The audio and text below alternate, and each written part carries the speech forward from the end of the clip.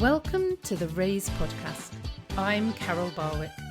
We're here to raise your confidence and inspire your creativity. Each episode, we will have a different guest who will be discussing our Raise word. The Raise word is a word that will encourage you or empower you and at times inspire you to explore the word a little more for yourself.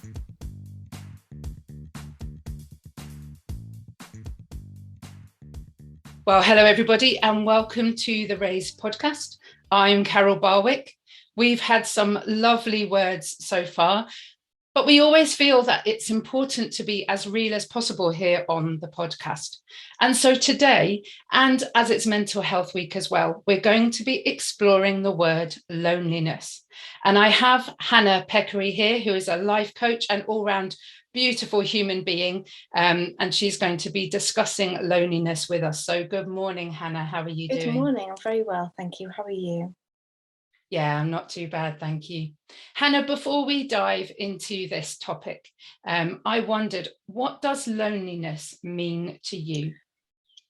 Gosh, for me, that's really big. I think there's so many sides to loneliness. I think, you think about loneliness as an individual. You think about loneliness within business, within life generally. For me, I think with my faith as well, there's a loneliness that I know I don't need to feel because we're never on our own. But sometimes in the world, we can feel so alone as well, so alone with our thoughts, not knowing if we share them, we're going to sound silly to somebody else, or somebody's not going to understand or be compassionate about where we're at. And it's just so easy to sit then in that place of loneliness on our own, rather than making sure that we sit within a community that understands us. Yeah, thank you. And it's helpful in a way that there are so many sides to loneliness, because it may be that people are sitting here today thinking, well, I've got lots of friends, so I can't possibly be lonely.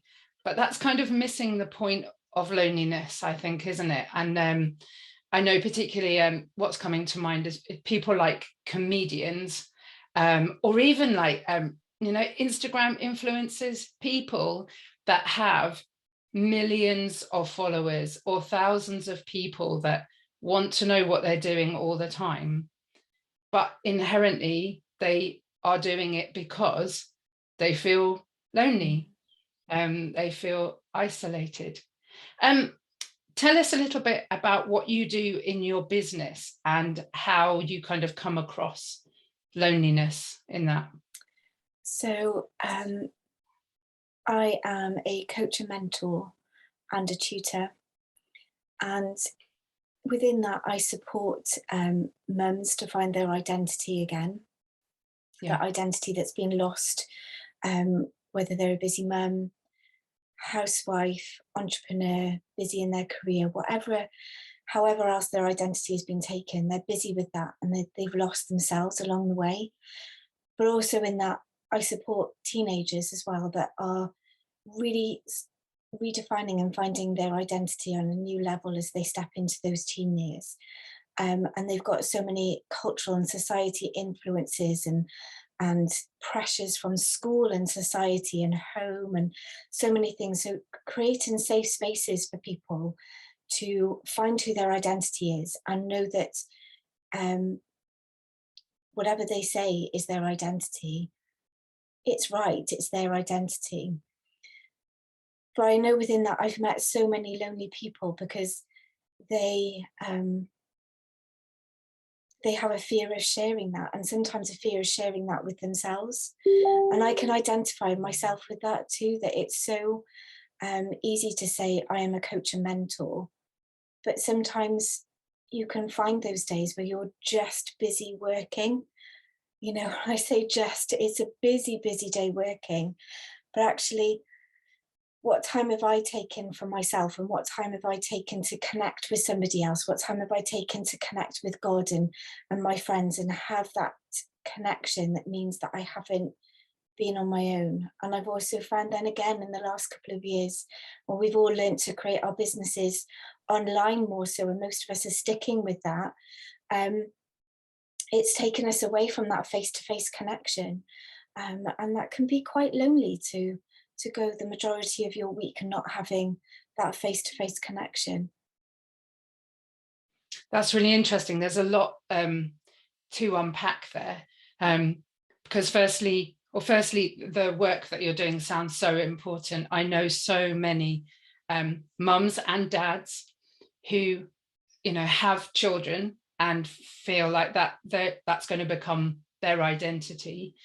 And actually what happens is they then come to a point where they feel like they've lost themselves. So they are mum or dad, but are no longer Betty and Morris, for want of a, just, and it's a kind of a difficult time for them, because I think, when you're a parent, you kind of feel like, well, I should be proud and grateful that this is my identity, but actually you don't want to lose yourself. Nobody wants to lose themselves. And again, with teenagers, that feeling of, well, I'm becoming who I want to be, but how come nobody's accepting that? How is it that I'm living in a family of people that I thought knew me, and now I'm wanting to be something different? They they're acting like they don't know me anymore, or they don't want to know me, even worse. And my friends, how is it that I had these friends, and then suddenly I've made these changes, whatever they might be, and they don't want to be my friend anymore. It's that's the first part of what you were saying. And then interesting what you're saying about, you might just need to backtrack this for me, but you were saying something about time and taking time to connect with people. Is that right, Hannah? Just clarify that for me. Yeah, absolutely. I can identify that myself as a business owner, that it's so easy to get busy in your work. And for me, just to have a day that is all about work, but actually those connections that I'm making, to make sure that I'm communicating, and whether that is a face-to-face connection or chatting to a friend on the phone, and making sure that I'm doing something for me within my day. I'm not just giving out, because when I'm just giving out, then that feeling of loneliness, can so easily step in to my life and make me feel, as you were saying, oh, well, I've got all these friends, I've got however many friends on Facebook, and I'm busy with work and I'm speaking to people all day. But then you flip it and you go, have I got any friends? No, I'm quite lonely. I haven't got anybody to speak to about me, who I am, my identity, what it is that's on my heart, what I want to pray about today, to have somebody to pray with you, whatever that is, finding that connection with somebody else, to make sure that, for me, that I'm not stepping into that lonely space.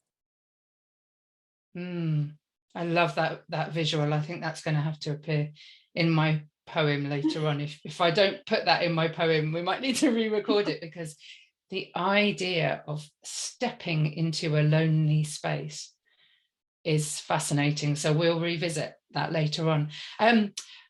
The thing is, Hannah, that over the last few years, we've all had an awful lot of time on our hands with lockdown, and all the challenges that presented. One thing that we did, and we were suddenly faced with, was time.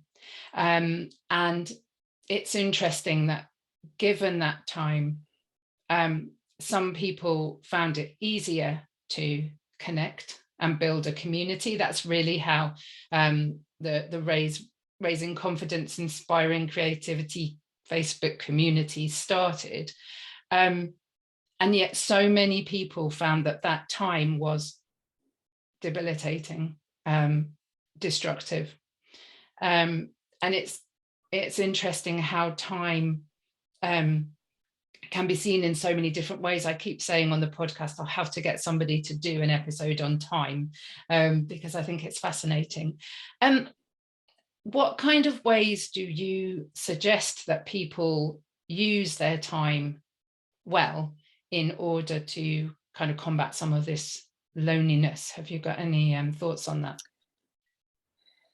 I know for me and some of the clients that I'm working with now, and I was talking about this in my Facebook group yesterday about time blocking, something Right. that's been really important to me because otherwise, something that I came in the habit of at especially at the beginning of the pandemic, like you said, we had a lot of time on our hands.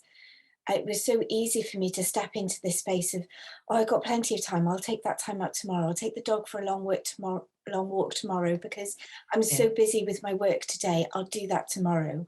Then tomorrow you don't quite feel like it, or it's raining, or it's threatening to rain. You go, oh, take the dog for a walk the next day, or I'll do this, I'll do that. And it was easy to become flippant with my time. Um, Wow. and to just be flippant with tomorrow will come. It's okay. Don't worry about it today. Tomorrow will come. Just do this now. And actually, not taking that time out for me was a mistake not to nurture me and not to make sure, not to tell myself that I was just as important as everybody else that I was speaking to or nurturing or coaching, whatever it was, whatever capacity, I'm giving out and making sure all of these people have got their time, whether that's for their identity, for prayer time, whatever it is, but then forgetting myself in that as well. So for me, it's definitely been about time blocking.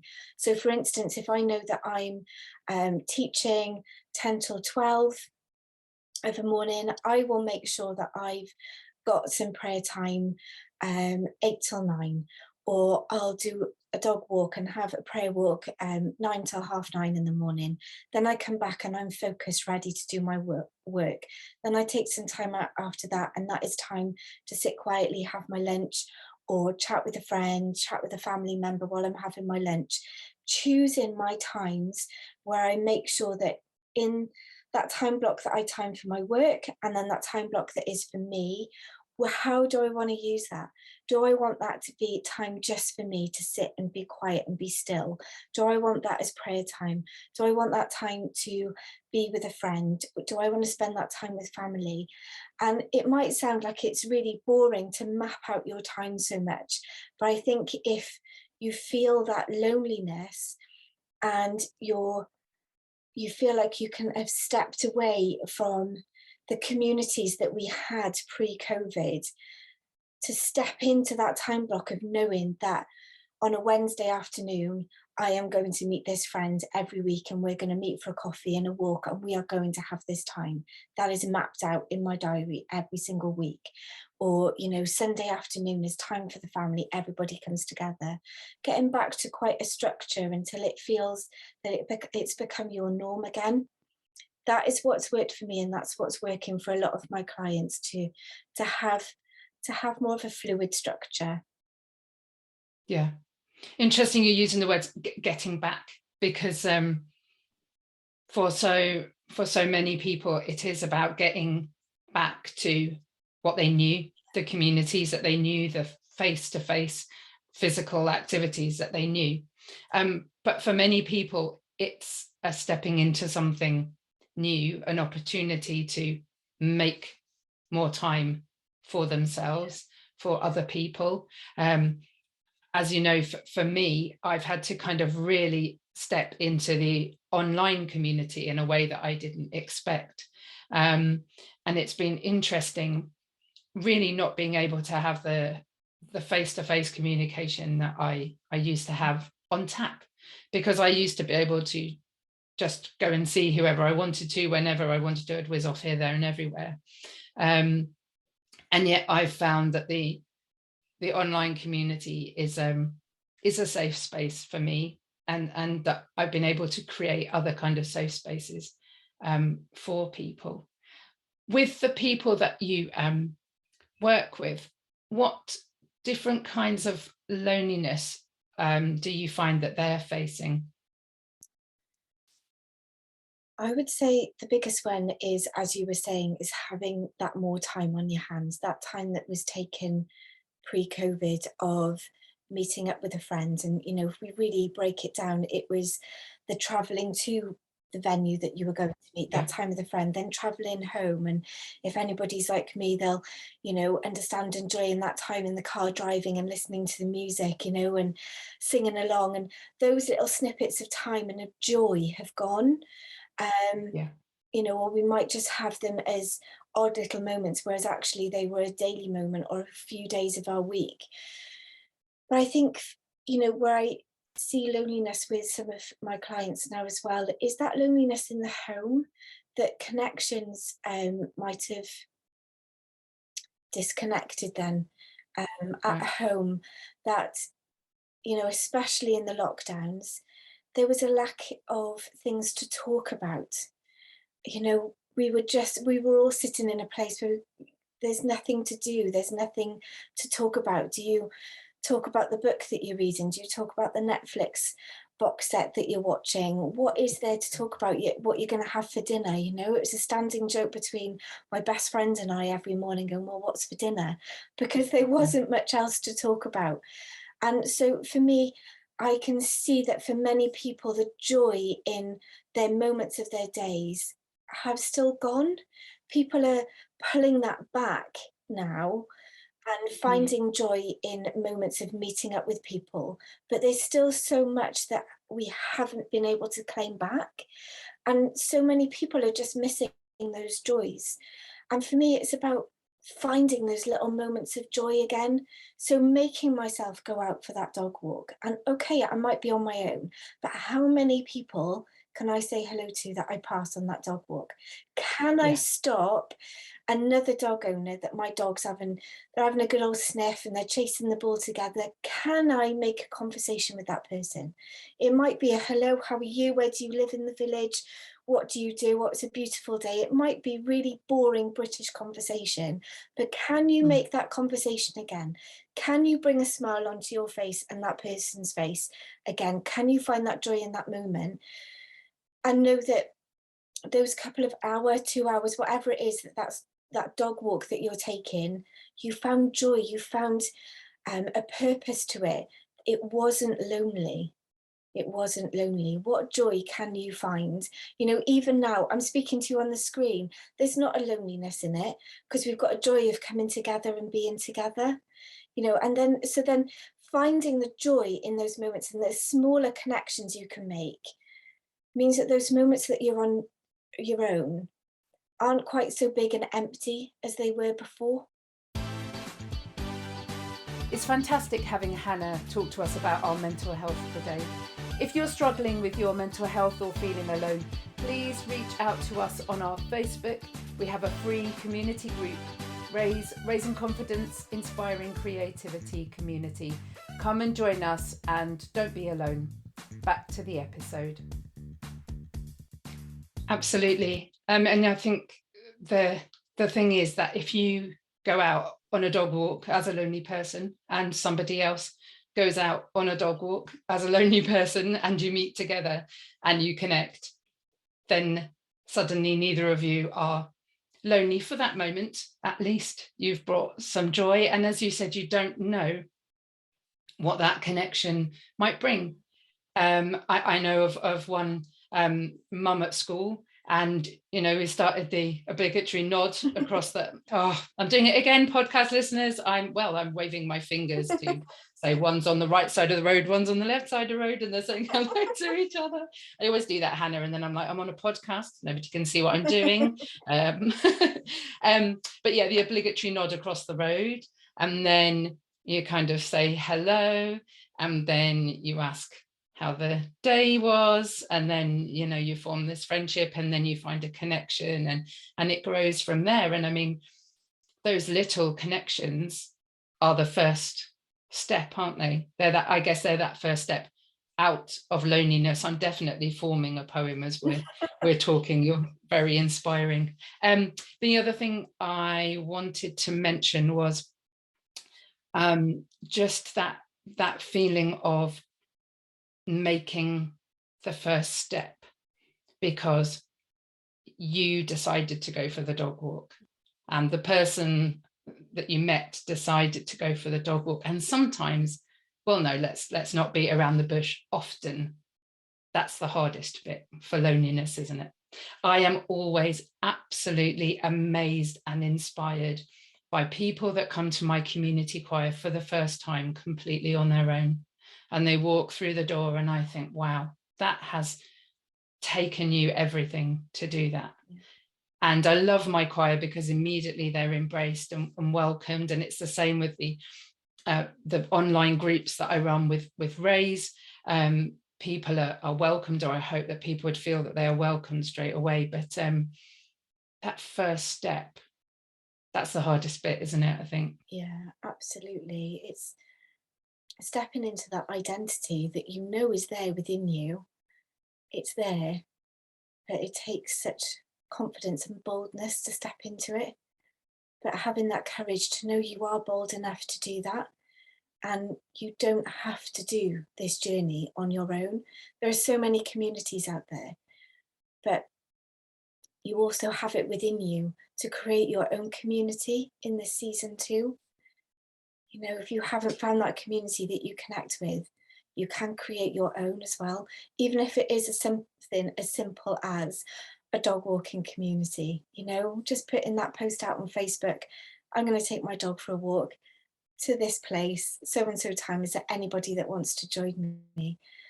And absolutely, you stepping into that boldness will just lead into so much more, um, that you're creating a place for so many other people that are feeling that loneliness to find joy as well and a purpose. Yeah. Actually, Hannah, you're reminding me of the podcast season 1, episode 4 with Beth Morgan. We talked about connections, and she talked about her dad's love of vintage lawnmowers and how he joined a community for vintage lawnmowers. In fact, it came up on my Facebook feed the other day, these pictures of vintage lawnmowers. And the thing is that people may feel, well, actually, I can't make that first step, but everybody has got something that they can do or that they enjoy, even if they are in a life where they are literally on the sofa all the time. Netflix is something that many other people know about.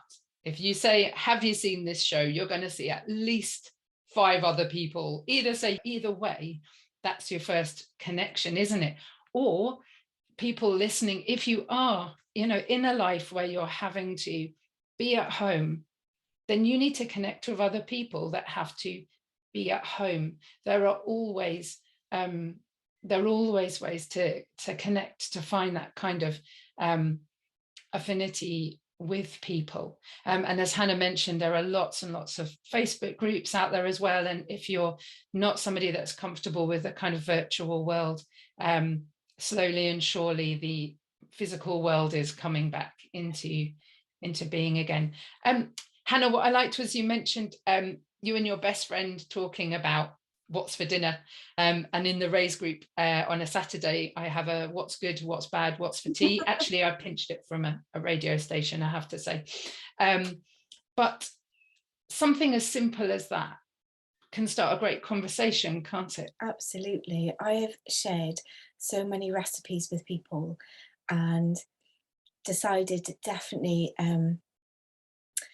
after we sort of got over our first wave of the pandemic, when there was nothing in the supermarkets and nobody could get flour and all of that jazz, into, well, what can we make for dinner tonight? Can we make something different? And it definitely created um, this community within friends of just an excitement, a little bit of buzz of, what can you cook for dinner? You can find little bits somewhere. Absolutely. Find that bit of joy somewhere. Yeah, I love that. Hannah, you've talked a lot about carving time out for prayer. And so, some of our listeners are Christians, so and many of them aren't. So for those people that are kind of interested, tell us a little bit about how your faith negates loneliness for you. So for me, I know I am never on my own, but we are human, and we're not meant to be doing life on our own. We are meant to have other people around us as well. So even as a Christian, it's been a walk of knowing, of loneliness as well, even with God. Yeah. But for me, it's, if I don't start my day with prayer and with Him, my day just doesn't quite pan out right. And I know there are many, many other Christians that will empathize with that. But I also know that if I don't have connection in my day, I don't make sure that even if somebody doesn't reach out to me to connect, if I reach out to somebody else and then I make that connection and I have a chat, um, even if it is on a social app where it's just videos and we're talking, um, it brings something else to my day. And I am fortunate that I have Christian brothers and sisters that I can do that with, but sometimes it's not. But for me, it's so important to bring that prayer in and bring in prayer time on my own and prayer time with brothers and sisters. That means that He's at the center, He's at the forefront. And then I get to walk whatever walk it is on, whether that is a day of feeling lonely, of tiredness, not sure where to go with the problem that I've got because I don't know. Some days, we can feel that, who's my community? Who do I get to share this with? Yeah. But as long as He's in it, there's that prayer time. He's at the forefront of it. He guides it. So for me, it's paramount. I can't do it without. But I would stress for anybody, those that aren't Christian, that don't necessarily have that prayer time, really seek to find that time on your own, that you nourish yourself, and to seek time with others, to share your problem, to share where you are mentally, so that you aren't doing this on your own. Yeah, that's really wise. You talk very much about your faith as a kind of a relationship, very much as a kind of talking to God as if He was another person. Just unpack that a little bit for people that maybe don't realize that for so many Christians it's a kind of a relationship. It's like a personal thing rather than just kind of rituals and things that you have to do. Absolutely. So being a Christian is having faith. Is having faith in something that we don't see all the time. It's having that faith and knowing that we have a Father who is there for us all the time. But making sure that we spend time with Him. How I say it to other people is that, it's a relationship, and any relationship can be hard, but have its really blessed times too. And it's, for me, my relationship with God is exactly the same. I have to put in my work.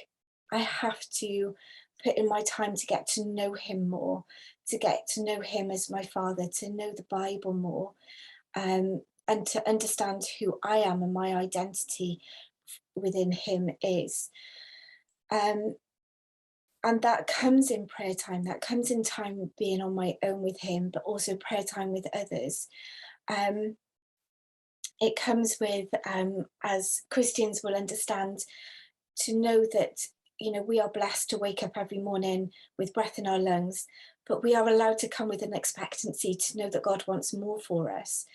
So this season of, we are in our third year of this pandemic, to know that I can have more. I can have more than loneliness in my life by having this relationship with Him, is such a blessing in my day and in my growth as an individual, because otherwise I would be stuck in a world that is lonely and is only of Netflix and is only of Zoom calls and is only of work and only of making dinner every evening. My purpose is bigger and my drive is bigger.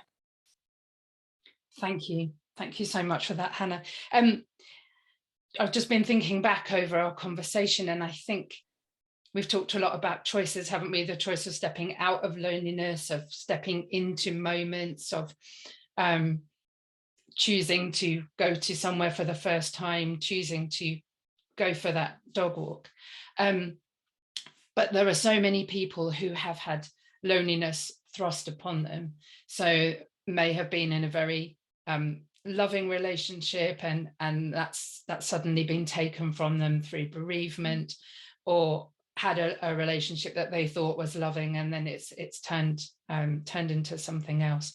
And I don't want to miss those people out or alienate those people that I know will be listening today that feel that they haven't had a choice in this loneliness, and say to those people listening that we are here, Hannah is here, and you can hear how compassionate and empathetic she is. So do get in touch with Hannah if she can help you connect with other people. And Raise is here on Facebook. We have our website, I Am Here. So, and I love just connecting with people. I'm happy to talk about anything and everything. So do please reach out on our Facebook page or in our group, and kind of don't be lonely, even if you feel like the choice has been taken away from you.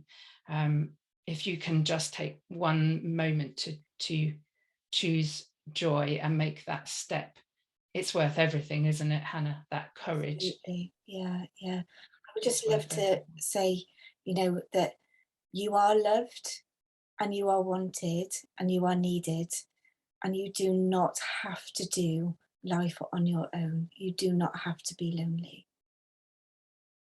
That's lovely.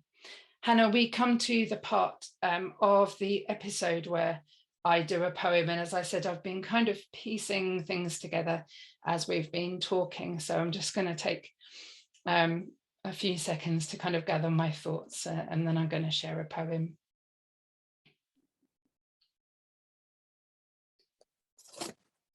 Loneliness is a dark, cavernous place. But look up, there is light. And look to the left and look to the right, there is light. And just one step and just one choice can bring the voice that says, I feel that too. I know you do. Let's do this life together. Let's take a step out of the dark. Let's be friends. Let's ensure that this loneliness ends. Let's connect.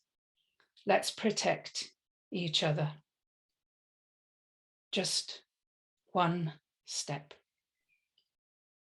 out of loneliness.